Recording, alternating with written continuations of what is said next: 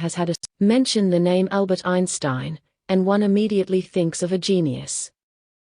But despite being one of the greatest physicists and thinkers of all time, Einstein's potential did not demonstrate itself in the early years of his life.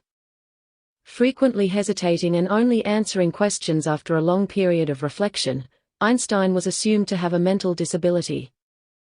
His progress at school was so slow that one teacher apparently said to him, "Einstein, you will never amount to anything." Albert Einstein's son, Hans, remembers his father talking about his childhood. "He told me that his teachers reported that he was mentally slow, unsociable, and adrift forever in his foolish dreams." Pop superstar Cher has had a string of chart-topping hits over the last 4 decades. At school, however, dyslexia led to her getting mainly CS and even FS in her grades. She found reading a major problem. "Almost everything I learned by listening.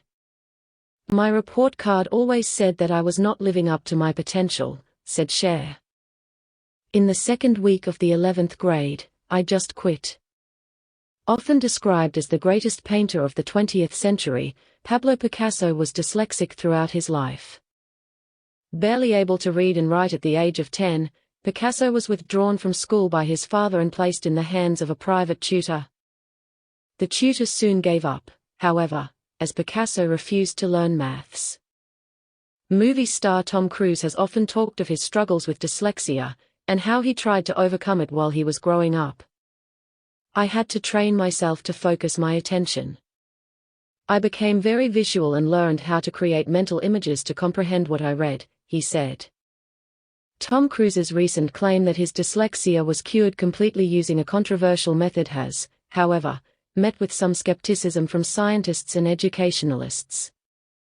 Film star Danny Glover, most famous for starring alongside Mel Gibson in the Lethal Weapon series of action movies, recalls children at school making fun of him because he was dyslexic. "Even as an actor," he said, "it took me a long time to realize why words and letters got jumbled in my mind and came out differently when I delivered my lines.